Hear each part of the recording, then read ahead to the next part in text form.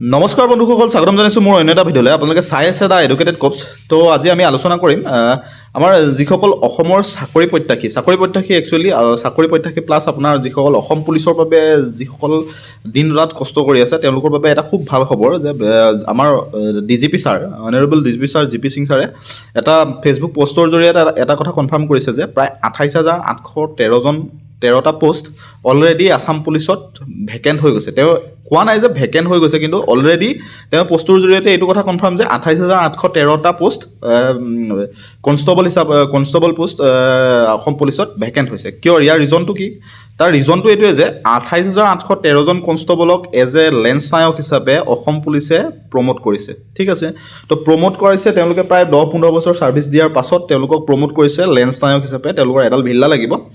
তো ইয়াৰ লগে লগে অসম পুলিচৰ যিসকল প্ৰত্যাশী অসম পুলিচ চাকৰিৰ যিখিনি প্ৰত্যাশী যুৱক যুৱতী আছে তেওঁলোকৰ বাবে খুব মানে ভাল খবৰ। তেওঁলোকৰ ৰাস্তা মুকলি হৈ গৈছে, কাৰণ 21,275টা আৰ্ম ব্ৰাঞ্চত আমাৰ যিখিনি বেটালিয়নছত যিখিনি আছিলে তেওঁলোকৰ 21,275টা পোষ্ট অলৰেডি খালী হৈ গৈছে। কাৰণ কনষ্টেবল পোষ্টত আছিলে তেওঁলোক প্ৰমোট হৈছে এজ এ লেন্স নায়ক। তো লেন্স নায়কৰ পৰা প্ৰমোট হোৱাৰ লগে লগে কনষ্টেবলত যিখিনি আছিলে তেওঁলোকৰ পোষ্টখিনি অলৰেডি খালী হৈ গৈছে।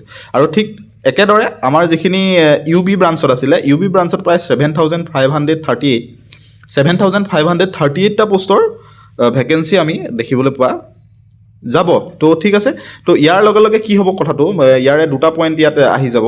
এটা পইণ্ট হ'ল আপোনালোকৰ যিখিনি অনগয়িং ৰিক্ৰুইটমেণ্ট হ'বলৈ গৈ আছে, মানে যিখিনি আপোনালোকে অলৰেডি এপ্লাই কৰিলে তাত যদি আপোনালোকৰ প্লাছ কৰি দিয়ে তেতিয়া আপোনালোকৰ বাবেতো যিসকলে এতিয়া এপ্লাই কৰি থৈছে তেওঁলোকৰ বাবেতো মানে 100% ভাল খবৰ যে তেওঁলোকৰ প্ৰায় 80% চান্স আহি যাব যে চাকৰি পাবই তেওঁলোক। কাৰণ এইটো এটা বৃহৎ ভেকেঞ্চি, 28,000 পোষ্ট আৰু মানে তাতে আপোনালোকৰ কিমান বেছি আশা আহি যাব তাতে ঠিক নাই। মানে সেইটো আপোনালোকক মই বুজাব, আপোনালোকে নিজে বুজি ল'ব বস্তুটো। কাৰণ 28,000 পোষ্ট আৰু আপোনাৰ আৰ্ম ব্ৰাঞ্চত 21,000 আৰু আনাম ব্ৰাঞ্চত প্ৰায় 7,500 এই পোষ্টখিনি যিহেতু উলিয়াই দিব অফিচিয়েল নটিফিকেশ্যন যিহেতু ওলাব। তো তাৰ লগে লগে আপোনালোকে কেনেদৰে প্ৰেক্টিচটো কেনেদৰে কৰিব লাগিব বা পঢ়িব লাগিব, সেইকাৰণে আপোনালোকে এডুকেটেড কপছ চাওক। আপোনালোকৰ বাবে ভাল ভাল ভিডিঅ' আমি আগবঢ়াম।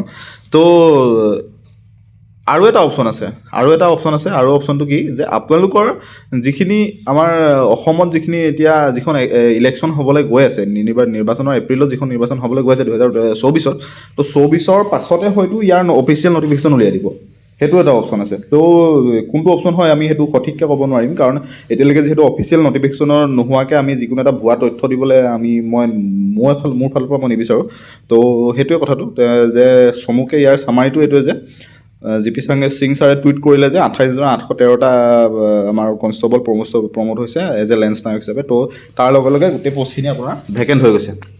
ঠিক আছে, তো আৰু এটা কথা যে অসম পুলিচৰ আজি দুমাহৰ আগতে এখন নটিফিকেশ্যন ওলাইছিলে যে চাকৰি কালত 3টা প্ৰমোশ্যন আপোনালোকে লোৱাটো মাষ্ট বি গ্যাৰাণ্টি, এইটো ল'বই লাগিব। আপোনালোকে কোনো তাতে হেৰি নহ'ব, বাধা নাথাকিব।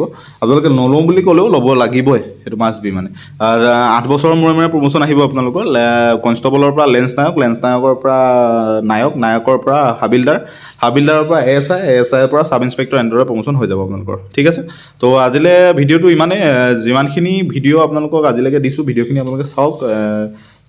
মই বহুত বেছি দীঘলীয়া ভিডিঅ' বনাব, 1 ঘণ্টা 2 ঘণ্টাৰ ভিডিঅ' নবনাই আপোনালোকৰ বাবে শ্বৰ্টকৈ কিছুমান ভিডিঅ' দি আছোঁ, যিবোৰ ভিডিঅ' আপোনালোকৰ বাবে বহুত বেছি উপযোগী হ'ব। কাৰণ সময় যিহেতু কম, তাতে আপোনালোকৰ কম্পিটিটিভ এক্সামত আজিকালি কম্পিটিশ্যনটো বহুত বেছি হৈ গৈছে। তো হাৰ্ড ষ্টাডিতকৈ স্মাৰ্ট ষ্টাডিটো বহুত বেছি হেৰি হয়। তো আপোনালোকে চাব, মোৰ ভিডিঅ'খিনি চাব। যদি ভাল লাগে তেতিয়াহ'লে শ্বেয়াৰ কৰি দিব বন্ধুসকলৰ মাজত।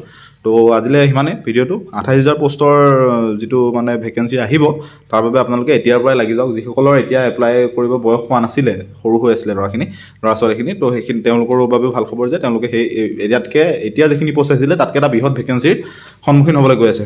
ঠিক আছে, তো অল দ্য বেষ্ট সকলোলৈ। ভালে থাকক সকলো, প্ৰিপেৰেশ্যন কৰি থাকক, ছেফকৈ প্ৰিপেৰেশ্যন কৰিব, ইঞ্জুৰি হ'বলৈ চেষ্টা নকৰিব। ঠিক আছে, বাই বাই, থেংক ইউ।